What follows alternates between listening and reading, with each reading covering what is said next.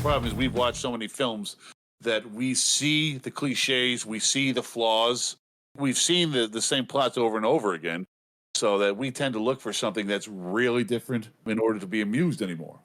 That's a very good point. I prefer to look for things that are the same but incompetently done in a hilarious fashion. And on that note, really good segue.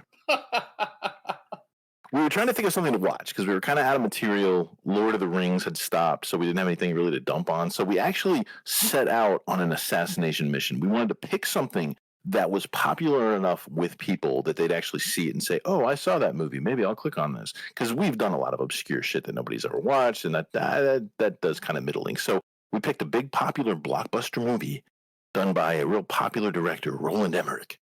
We targeted it. Yes. We targeted it. So we all went out and actually, and I'm sorry we did this. I actually wanted to apologize to Rex also, because I guess before you came on tonight, like they made sure you watched it so you'd be able to jump in. And I'm sorry about that.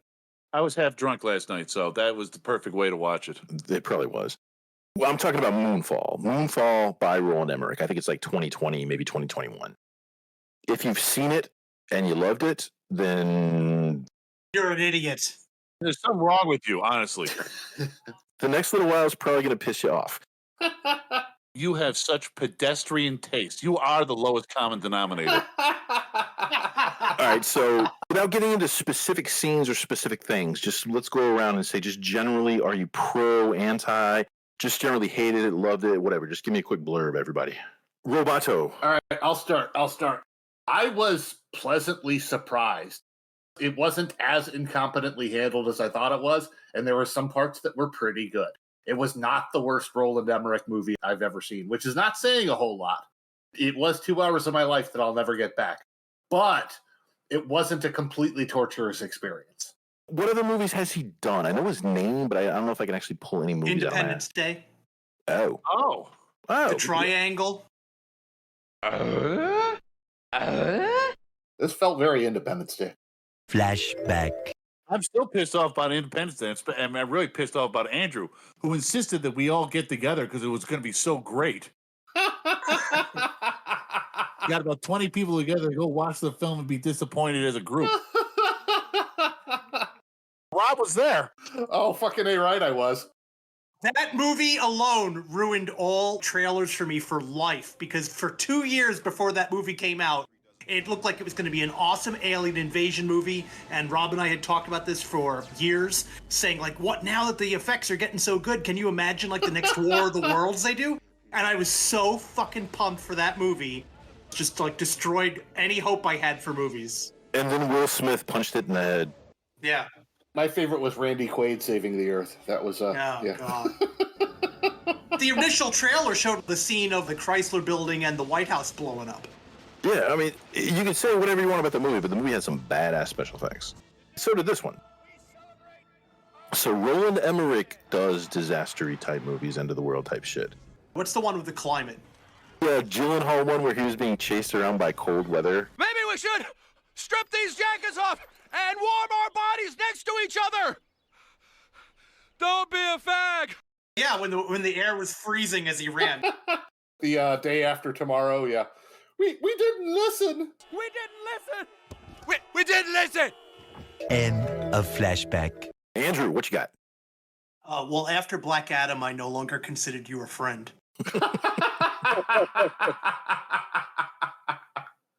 It went down easier than Black Adam. And the part that I saw other people shitting on, like the whole sci-fi aspect, once it got to that was actually relatively interesting. So it's not all bad. There were some parts of the movie that you liked? Yeah, it wasn't the worst movie I've seen. Cool. I like that. Okay, Rex, what you got? Okay, I'm going to take a line from Red Dwarf here. I felt sorry for my backside that had to sit there growing carbuncles while I waited through this god-awful putrid crap. And the problem was, it wasn't even good bad. It was mediocre bad. The only thing I like is when he actually went into the moon. Yeah, that's when it got interesting. That's about it, yeah. And they kept cutting away from that to show you all these characters you didn't care about on Earth.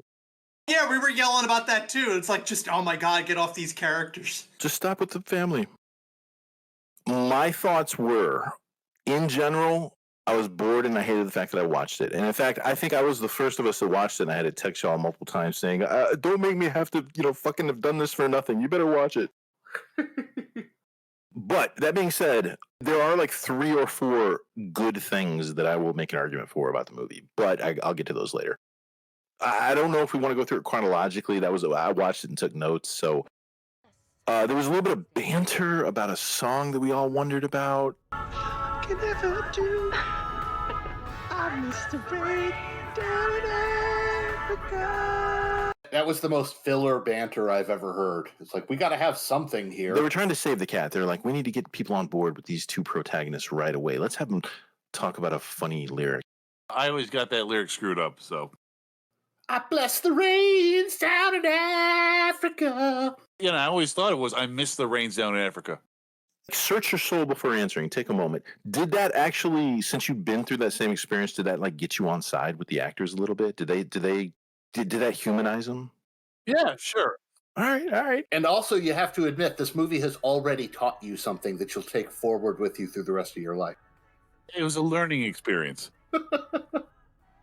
So they're attacked by a big giant nanoswarm whale. The special effects look good. Shit goes down, and he gets himself back into the ship, and the shuttle is spinning on its axis, right? And he has to stop it from spinning. And as it's spinning, we see Halle Berry fucking floating. Centrifugal force apparently doesn't affect the inside of the ship. Another thing I have about that scene is, of course, they're working on the frickin' Hubble. That's the only satellite anyone knows anything about. And once again, they destroy the fucking Hubble. Twice. They destroyed it twice in the movie. The Hubble gets fucked up. Hollywood hates the Hubble. It does. Hubble was a white man. That's got to be it. That's the secret conspiracy. You've delved to the bottom of that. Fuck the Hubble. Fuck the Hubble. Anything else popping out at anybody about that opening scene at all? I've just got that it took them 3 minutes to insert an annoying child into the movie. Yeah, okay. The bad boy, all of a sudden, an astronaut. He's popping beers and he's working on a muscle car. And he's like, don't these guys have to have like major doctorates? And he's got like the leather jacket, and he's got the Mustang in the garage that he's working on. You figure that Mustang would have factored into the plot later on, but nope. No. They don't even go back and get the Mustang that he's making for his kid. Nope, it's just there. There's a literary device they call Chekhov's gun. Oh yeah, we talk about that all the time. Yeah, we discussed that a lot. Yeah. I've noticed that over and over again, these modern films, they're introducing stuff that they're never bringing up again for no point. If something's introduced in a story, it should have some relevance in the future of the story. Setup needs a payoff. And the writers they have in Hollywood nowadays are hired because they tick proper boxes, and they're not accomplished writers who know how to write a fucking story. So they're throwing setups left and right, and there's never any fucking payoff. I'm almost convinced that this was not actually written by a human being. It feels like a series of generic stories that were been swapped together through some algorithm. Like an AI, perhaps? Yeah, an AI. We've seen this film in a ton of other films. We've seen almost every scrap of dialogue in a ton of other movies. They just had one human go by and do a couple of relights, like adding a Toto in there. Because there's no way an AI could comprehend the awesomeness of Toto. So are you saying, getting back to the Chekhov's gun, are you saying that was Chekhov's muscle car? They paid off the muscle car in Demolition Man, goddammit. Yeah. Do you know what this is? A 1970 Oldsmobile 442. They did. That was back when writers could write. Sam Tarley as super spy, burger flipping, conspiracy, whack job, goodwill hunting, megastructurist. Oh, God, yeah. Could they have crammed more shit into that 2 minutes of introduction of his character? He was all over the place. He was doing like 6 different things. He had 4 different accents. And yet, it still was the same character, Samuel Tarley. Yeah. It was so fucking frantic, though. I generally like when somebody from Game of Thrones shows up in something else. I'm like, hey, it's that guy. And I kind of, relive my Game of Thrones good vibes. And I like him as a megastructurist. Ha! Which is not a thing, by the way. Yeah, everybody's like, huh? What? There's a guy that I've recommended to at least Rob, possibly Andrew too. He's got a YouTube channel. His name is Isaac Arthur. He is a really smart astrophysicist kind of guy, and he does these half-hour-long videos once a week where he talks about all kinds of different futuristic concepts. And he would probably call himself a megastructurist because what got him going was talking about ring worlds and Dyson spheres, megastructures. So the fact that this guy in this movie is a megastructurist, I think Isaac Arthur really would have liked that. Therefore, I like that. Okay, but he doesn't really give any reasons why he thinks the moon is a megastructure. That's true. That's true. He just thinks it is. Yeah. Give me something here, man. So he's Daniel Jackson. Yeah. I think the best movie that guy did, Roland Emmerich, was Stargate. Stargate had its moments. Stargate was awesome. Interestingly enough, when we were talking about how nobody believed him and he just pulled this theory out of his ass, I mentioned Daniel Jackson. So the connection's there. I mean, Roland Emmerich is responsible for Daniel Jackson, apparently, Stargate, right? Yeah. Yeah. Next scene, you got the disgraced astronaut, and we're not really sure why he's disgraced. It doesn't make any sense. Because NASA knows about this creature, but they cover it up. They needed a scapegoat. Yeah, they said that later on, yeah. Why wasn't Halle Berry the scapegoat? He wasn't even driving. Because he won't shut up about it. She says, I didn't see anything, and he says, I saw this thing out there, and he won't be quiet. He won't play ball. As an astronaut, as a working astronaut at one time in his life, that means he was, at the very least, an Air Force officer, correct? Yeah. So how does an Air Force officer not manage to pay his fucking rent, have to crawl out the fucking window when his landlord knocks on the goddamn door like Mr. Robinson's neighborhood? Because he was probably dishonorably discharged. When he's in the courtroom and he just starts yelling at the judge, officers don't do that. They know how to behave around authority figures. I mean, that was stupid, right? Where are you like, wait, why are you acting like you're on fucking Jerry Springer? He's not just an Air Force officer. He's an Air Force officer who also managed to get a PhD and had to deal with everyone else's, naughtiness of academia. So in order to get that far, you need to know how to keep your mouth shut, right? Well, you know how to keep calm. Yeah. Apollo 13. Have you ever listened to the actual communications? No. They're on YouTube, where they're talking back and forth with Mission Control. With Gary Sinise. They're all calm. Yeah, like their life is going to end in minutes, and they're like, we have 4 minutes of oxygen. Primary, negative. Okay, secondary, negative. I mean, they're incredibly calm. They're focused. There's none of this tension that you saw in the Apollo 13 movie. I swear to God, his character is ripped off from Airplane 2. Because the lunar shuttle crashes and they try to blame it on Ted Stryker. Bro was on. Doctor, can you give the court your impression of Mr. Stryker? I'm sorry, I don't do impressions. My training is in psychiatry. Plus, he had the drinking problem, right? He'd always order a screwdriver and throw it on his chest. All right, so the next note that I have, and this was a weird famous person cameo appearance, Donald Sutherland. Oh, God, Donald Sutherland. He rolls in the archives, the basement. First thing he says is, What are you doing? You're not supposed to have that. And like 5 seconds later, without much in the way of any kind of comeback on that statement, he launches into exposition for like 5 minutes. Yeah, who the fuck is this guy? Why are you down here? I have that as a note as well. He rolls in his wheelchair, just vomits out paragraphs of exposition. After saying you're not supposed to be here. So he acknowledges that she's some stranger, some weird fucking rando is in his archives, and he just starts expositing to her. What the fuck? In the middle of all of that, this professional scientist incorrectly used light years as a measure of time. And then you never see him again. Yeah, right. It was such a cameo. He was there and he was out. He got his paycheck and he was gone. All right, so Roland Emmerich, his bread and butter is the White House exploding, the big, like, oh God, there's an explosion and we're trying to outrun it. So there's no real immediate impending danger of a giant gravity tidal wave coming and hitting your space shuttle until they're about to take off. Yeah. Then the big giant tidal wave comes. That was just really convenient. That was a convenient fucking world-ending tidal wave, right? That was like just no stupid. one mentioned it. Like they weren't like looking at a scope or something and like seeing the change in weather or anything. After they took off, I was disappointed they weren't followed into space by sharks. Well, with the weird gravity, it could happen. Yeah, exactly. It's more plausible than The Ian's Earring movie.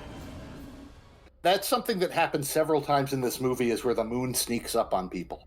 Oh, yeah, Will was chasing people. They actually had it chasing people in orbit. Like, the moon's coming to get you. It's coming right for us.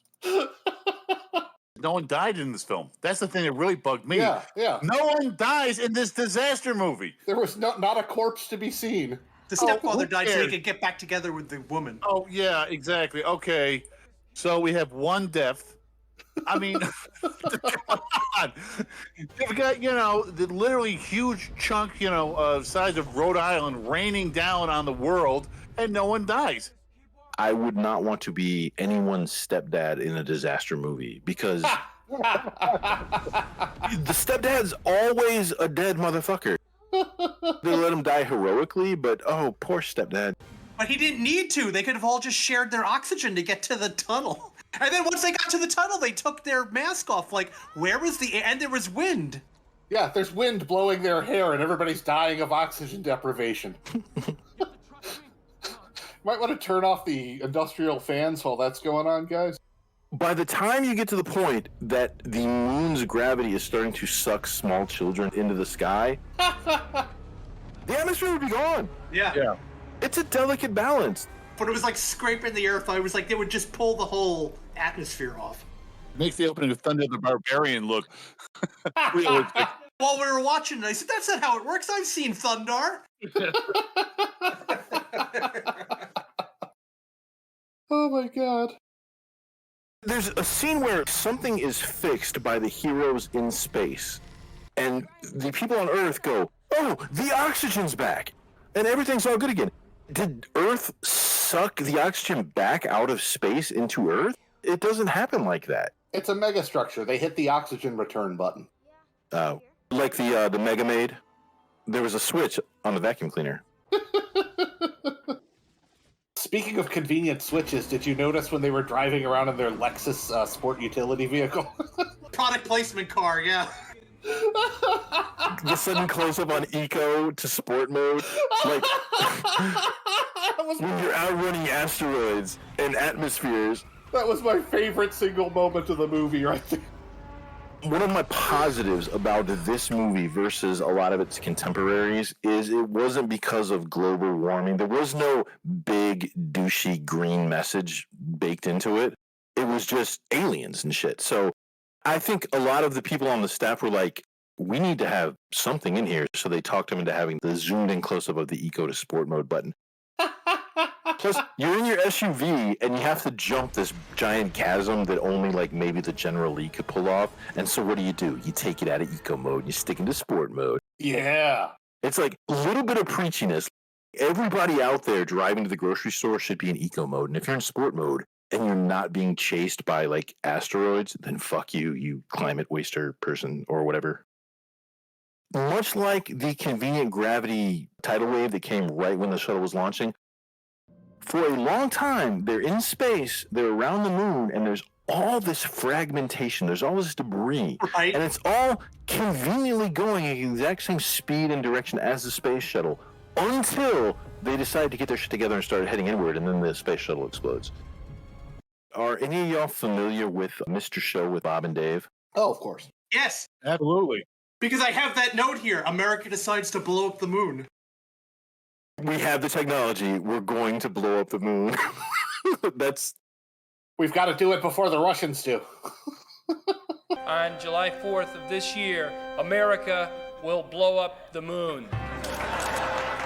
We have the technology. The time is now. Yes, and we'll be doing it during a full moon, so we make sure we get it all. That was playing through my head this whole fucking time.